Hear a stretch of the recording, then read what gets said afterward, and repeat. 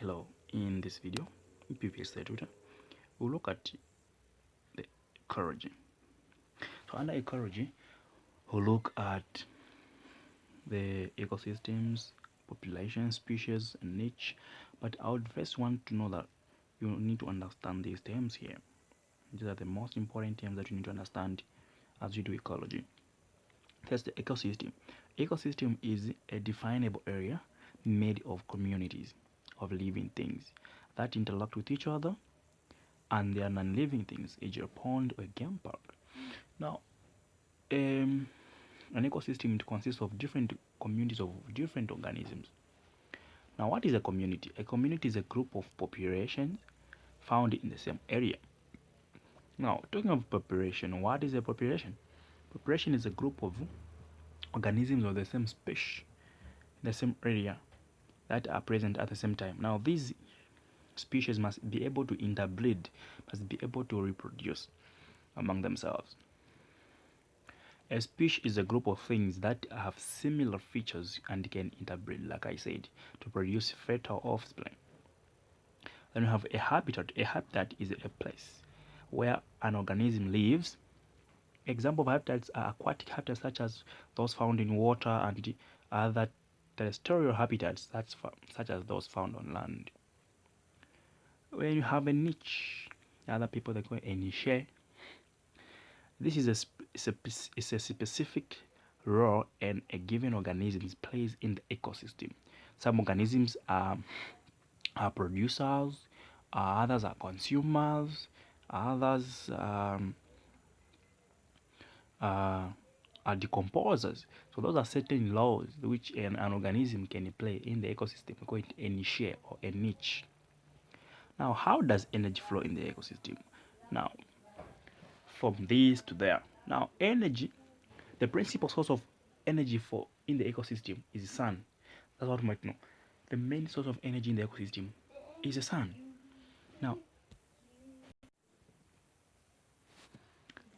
Now, solar energy is captured. We know that during photosynthesis, energy in form of light is captured by the plants, right? So let me just demonstrate something.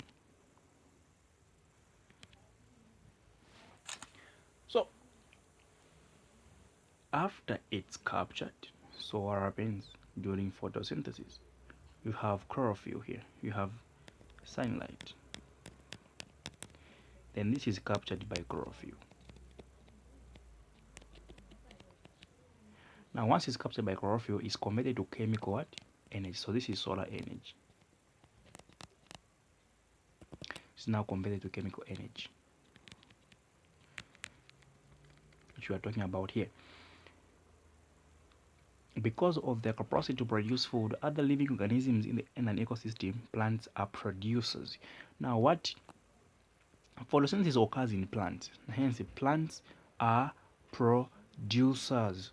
So plants, they fall in this category here, producers, while the sun is the primary source producer. But we have now the producer now, which is the main, those are, we call them autotrophs, plants that are able to make their own food. And organisms that feed on producers, we call them primary consumers, right? Then those that feed on primary consumers, we call them secondary consumers, and those that feed on secondary consumers, we call them tertiary consumers. Now, energy flows from one trophic level to, these are what we call trophic levels, from one trophic level to another, in such way that it follows a food chain. For example, this is what we call a food chain. Now, a food chain, it's a sequence of feeding relationships that begin with the producer and involves at least 3 organisms. That's the difference between a food chain and a food web. A food chain only involves at least 3 organisms, and it has to start from the producer. The feeding level of an organism in a chain is called a trophic level. It's a trophic level, it's a trophic level, it's a trophic level, just like that. In every food chain, the producer occupies the first trophic level. For example, here, the primary, just like that. So I'm saying food chains can only rarely go beyond the fourth trophic level. This is because only 10% of the energy present in one trophic level is passed to the next. The 90% of the energy, you should know this question, you should know this. This comes at the exam. How is the energy wasted? The 90% of the energy is lost through respiration, egestion, excretion. So let's say this is trophic level 1, trophic level 2, trophic level 3. So out of the 100% energy produced by the sun, only 10% is passed here. The 90%, so only 10% comes, the 90% is wasted. What comes here is only the 10%. The 90% is wasted. What comes here is only the 10%. The 90% is wasted. What do we actually mean by that? Let me give an example of a scenario. Okay. Let's say we have 1,000 joules, all right, of energy at as for cabbage here. What is going to be here is just 10% of this. Now when look at this, 10% of 1,000. So 10% of 1,000, we're going to discover that it's just 100. So 100 is what will come here.